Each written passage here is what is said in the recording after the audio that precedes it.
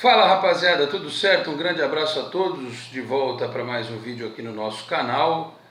A novela acabou. Finalmente, senhores, acabou a novela, né? Lateral esquerda do Santos. Conseguiu, não, acho que não está no mesmo nível de Zelarayan no ano passado, né? A novela Zelarayan ainda é imbatível no histórico recente do Santos, mas por hora a lateral esquerda está resolvida. Além de chegar o menino do Vasco lá, o Alan, né, que está inscrito, que no primeiro momento está inscrito, não, está registrado no BID, apesar de não estar a princípio, como eu estava dizendo, nos planos para este primeiro momento no time principal. Ele é um jogador que certamente ao longo da temporada terá suas chances, mas quem terá a chance definitiva será o distinto Felipe Jonathan.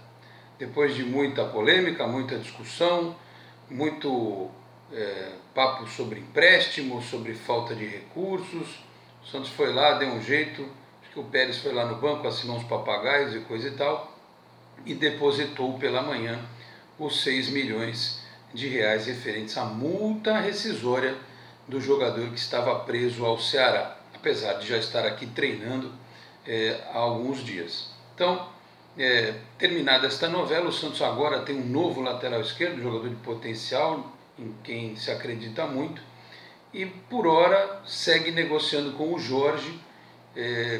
Como o Felipe Jonathan não pode jogar a Copa do Brasil, o Jorge certamente será, em o Santos seguindo, né, passando pelo América de Natal na próxima quarta-feira, será o jogador utilizado nesta competição. Aliás, a gente já vai falar sobre o time que pega o Oeste nesse final de semana, o São Paulo, que começa a dar sinais de que vai introduzir o tal do rodízio, né? Aquele que a gente come na churrascaria, né? Aquele espetinho, né? aquela carne, aquela picanha, aquela batata, aquela linguiça, né? Aquela coisa toda, né? Cupim, não é este churrasco, não é este churrasco, não é esse rodízio, é o rodízio de jogadores. Na Nova FM, nesta quinta-feira, o companheiro Felipe Camargo, eu apresento lá pela manhã o Esporte em Destaque, o Felipe apresenta no final da tarde o Nova nos Esportes. Ele conversou, levou no estúdio o Arzul, preparador de goleiros do Santos, e o Arzul confirmou que para quarta-feira o Everson deve ser o titular na Copa do Brasil. Vamos ter a cultura de entender esta nova mentalidade, não ficar abismado, olha o Vanderlei, olha o Alisson, olha o Rodrigo, olha não sei quem. Na cabeça do Sampaoli é assim que se faz. Aliás, como acontece na Europa. No Manchester City, por exemplo, o Agüero joga o campeonato inglês, a Premier League, mas nos jogos de Copa, várias vezes o Gabriel Jesus foi titular. E quando precisa do cara no campeonato, ele joga, quando está suspenso, ou vice-versa. Então, não tem polêmica nessa história. Então, só reforçando aqui a notícia que o Arzul deu lá na Nova FM, aliás, reforçando a notícia e dando os créditos, né? Porque é assim que manda o comportamento ético de um jornalista para com outro jornalista. A gente ouve a informação e dá a fonte de quem garimpou esta informação. Então, Felipe Camargo, na Nova FM de São Vicente, é que deu esta notícia. Vamos manter a ética jornalística. Enfim, então isso quer dizer que o Santos, basicamente, nas próximas partidas deve ter times muito diferentes.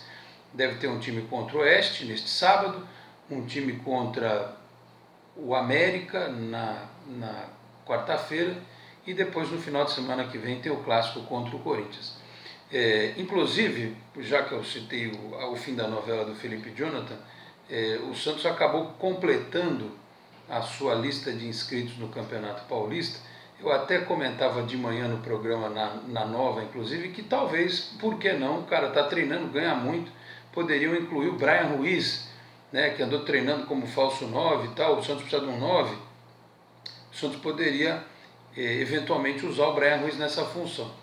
Não foi a opção do Sampaoli, que além do Felipe Jonathan, inscreveu o Jackson Poroso, o quarto zagueiro central, enfim, que foi campeão do Sul-Americano Sub-20 com a seleção equatoriana. O rapaz vai ser mais bem observado. Claro que tem o overbooking aí dos estrangeiros no Santos, mas se houver uma brecha, ele consegue entrar na equipe, compor ali o elenco, até porque o Lucas Veríssimo não tem previsão de volta, o Luiz Felipe é que deve voltar em breve. Então, esse é um jogador para a defesa. E para o ataque, os senhores me perdoem a ignorância, Bruno Marques, é isso, produção? Bruno Marques, um atacante aí jovem que estava no Sub-20, se machucou. O Santos tinha trazido de fora e andou fazendo uns treinos aí naquele grupo dos sparrings do Sampaoli, e o Sampaoli resolveu escrever o rapaz. Ele já tem o Felipe Cardoso, que é o atacante, que é um centroavante mais parrudo, e pegou outro, que esse menino aí é grande toda a vida também. Então, não sei se vai ter oportunidade, se vai jogar, mas para completar o elenco, o Sampaoli está apostando numa novidade. Vai que dá certo, né? Para quem ficou falando tanto de Bland, Pato, e mas não sei quem, Jonas, uma dessas a solução está em casa. Claro que você não deve depositar todas as esperanças num jogador que está surgindo agora. Eu confesso que nem os skills no YouTube eu vi, então vou até procurar fazê-lo depois. Mas se o Sampaoli está acreditando é porque viu alguma coisa boa neste rapaz.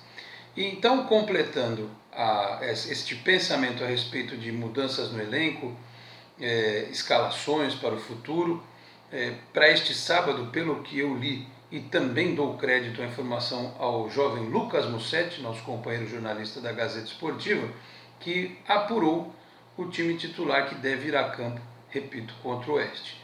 Vanderlei vai para o gol, Vitor Ferraz na lateral direita, o distinto Aguilar na zaga junto com o Gustavo Henrique e o Felipe Jonathan estreando na lateral esquerda. Aí no meio de campo, o Shuri, sabe quem é o Shuri? É o Yuri, mas o Sampaoli chama ele de Shuri. O Yuri, o Jean Lucas, aí uma dobradinha de meias, né? O Jean Mota e também o Cueva, que deu coletiva nesta sexta-feira. O Carlos Sanches vai dar uma descansadinha, assim como o Pituca e o Alisson. E na frente, só aí que talvez eu não concorde um pouco, o Soteldo junto com o Derlis. Como o Rodrigo não jogou na Copa Sul-Americana e foi bem quando retornou à equipe, eu acho que o Rodrigo deveria ter uma chance de começar como titular. Talvez até segurando o próprio Derlis um pouco, que vem jogando direto. Mas, se for essa escalação realmente, não sei se o Sampaoli está pensando em segurar um pouquinho o Rodrigo para o Clássico, talvez, lembrando que ele voltou machucado da seleção, né? Talvez um reforço, né? Fazer com que ele não se desgaste para ser usado no Clássico. Enfim, é bom que nos acostumemos com isso. Mudança na zaga, mudança no gol, mudança no ataque, no meio. O treinador vai usar as peças que tem à disposição para esta reta final do Campeonato Paulista, sequência da Copa do Brasil, logo o Campeonato Brasileiro, isso fica mais comum entre o torcedor santista. Então, vale lembrar que o Santos vencendo praticamente assegura, né? Acho que até existe a questão matemática, pode assegurar a classificação já a próxima fase do Campeonato Paulista, garantir aí, assegurar praticamente também o primeiro lugar do grupo, né? Enfim, uma partida que o Santos precisa vencer, não só pela classificação propriamente dita do Paulista, mas também para dar uma resposta ao torcedor depois da eliminação na Copa Sul-Americana. O time precisa se recuperar, porque aí tem a Copa do Brasil, que é decisivo na quarta-feira, tem um clássico na outra semana, uma semana muito importante. Então é bom recuperar o moral, recuperar aí a autoestima com este jogo marcado para este sábado aí contra o Oeste no Pacaembu, que por enquanto tem uma venda ruim de ingressos, aí não chegou nem a 5 mil ingressos pelo que eu andei lendo. Imagino que o torcedor, eu sei que é sábado de carnaval, que as pessoas estão saindo de São Paulo. Aliás, o Santos é mestre em marcar jogo na capital paulista, claro que desta vez não tem a Vila Belmiro, mas o Santos é mestre em marcar jogos em São Paulo quando as pessoas estão saindo de lá para vir aqui para Santos ou ir para o interior, enfim. Mas vamos torcer para que dê pelo menos aí 10, 15 mil pessoas, é o mínimo, né, que se espera de um jogo. Quer dizer, talvez a gente precisasse contar com mais do que isso. o mínimo talvez 20 mil pessoas. Mas diante do quadro, se chegar em 10, 15 mil, é o que tem para hoje. E para fechar esse vídeo, eu acho que eu falei tudo, né? Falei dos reforços, falei do rodízio, falei do jogo. Só um detalhe. Para arrematar o que eu falei no vídeo anterior, e que infelizmente algumas pessoas entenderam mal, né? Quando eu fui comentar aquela história da postagem do Neymar. Mas que falta de assunto. Senhores, não é falta de assunto. O Neymar, queiram alguns ou não, a imagem dele é relacionada à do Santos até hoje. Quando se fala na carreira do Neymar, qualquer documentário, qualquer matéria que é feita e tal, consta o início da carreira dele aqui e faz-se uma ilação automática da figura do Neymar com a do Santos. O que eu tentei levantar e fiquei surpreso com as reações, porque eu achava que tinha mais gente com raiva do Neymar, que não aceitaria a volta dele, do que o contrário. Eu não levantei a estatística aí dos comentários, enfim, mas eu vou chutar em pelo menos 80% favoráveis a uma eventual volta no futuro do Neymar para o Santos. Não é agora e nem ganhando o que ele ganha, vamos deixar claro isso. Quando ele tiver mais velhinho, ganhando bem menos do que ganha hoje, entendeu? Mas ainda com muita lenha para queimar, imagino, diante do deserto técnico que é o futebol brasileiro. Então, só para deixar isso claro, porque não foi uma pauta jogada, né? Principalmente porque eu acho que se houver, em algum momento, nos próximos anos, um entendimento entre o Neymar, seu staff e o Santos não pode perder a oportunidade de capitalizar em cima da imagem do Neymar, como o Santos perdeu, infelizmente, a chance de ter explorado melhor a imagem do Pelé desde sempre, desde que ele parou de jogar. A imagem do Pelé, institucionalmente ligada ao Santos, é muito pouco explorada. Eu sei que o Edson não é dono do Rei Pelé, da marca, tem lá uma empresa que toma conta da marca do Pelé, que para ter qualquer negócio com o Santos tem que ter um acerto nesse sentido, mas de alguma forma esse entendimento, esse acordo, isso tinha que ter sido visto lá atrás, no passado, não agora, né? No tempo desse marketing mais voraz e tal. Então, como o Santos não aproveitou essa oportunidade, talvez tenha que repensar uma relação com o Neymar, evidentemente, caso ela seja restabelecida um dia. Então, só para esclarecer, porque no vídeo anterior algumas pessoas comentaram algo a respeito disso, e eu queria deixar claro que me surpreendi com o resultado e acho que para o futuro do Santos talvez seja bastante relevante algo do gênero. Para fechar mesmo agora, né? Eu não gosto muito de falar de seleção brasileira porque a seleção e a CBF mais ferraram o Santos do que outra coisa nos últimos anos. Mas o menino Felipe Anderson foi convocado pelo Tite, ele está jogando muito bem lá no West Ham da Inglaterra, depois de ter passado pela Lazio da Itália. Para quem um dia disse que esse rapaz tinha defeito de fabricação no Santos, ele está chegando longe. E não digo nada que logo também ele saia do West Ham para jogar numa equipe mais forte da própria Inglaterra ou de outro centro.